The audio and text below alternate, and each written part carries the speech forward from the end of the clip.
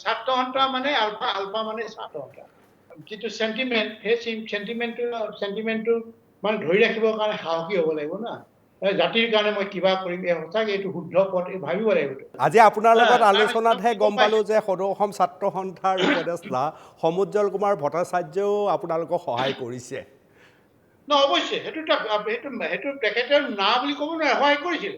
এইটো ছাত্ৰ সন্থা অকল সমুজ্জ্বল ভট্টাচাৰ্য, ভিগু, প্ৰফুল্ল মহন্ত যিমান আছে টু জেড আমাক সহায় কৰি। কিন্তু মইতো বি টি হোষ্টেলতে থাকোঁ।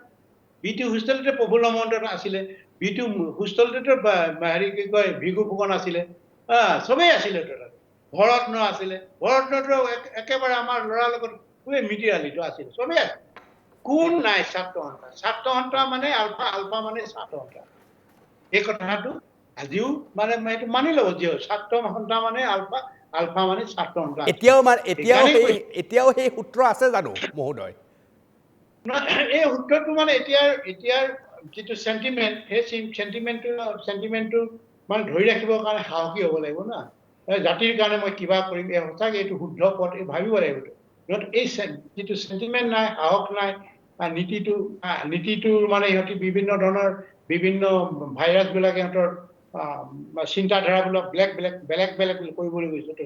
ছাত্ৰ সন্থাৰ মেক্সিমাম নেতাসকলৰ এটা টাৰ্গেট থাকে, আমি আগন্তুক দিনত ভাৰতীয় ৰাজনীতিত আমি প্ৰৱেশ কৰিম। আৰু ভাৰতীয় ৰাজনীতিত প্ৰৱেশ কৰিলে কিন্তু আমাৰ হেৰিটো মানে কি কয়, আমাৰ এই লক্ষ্য উদ্দেশ্যটো মানে হেৰি কৰিব নোৱাৰে, ছাপোৰ্ট কৰিব নোৱাৰে। আজিকালিতো আৰু মানে ইলেক্ট্ৰনিক যুগ, যিকোনো মুহূৰ্ততে যিকোনো কথা ক'লে যেনেকে মানে টেপিং কৰি ৰাখিব, তাতে হাৰিবলৈ উপায় নাই। আৰু এইটো কাৰণে আৰু বিভিন্ন ধৰণৰ বিলাক দিছে, এম্প'জ কৰিছে।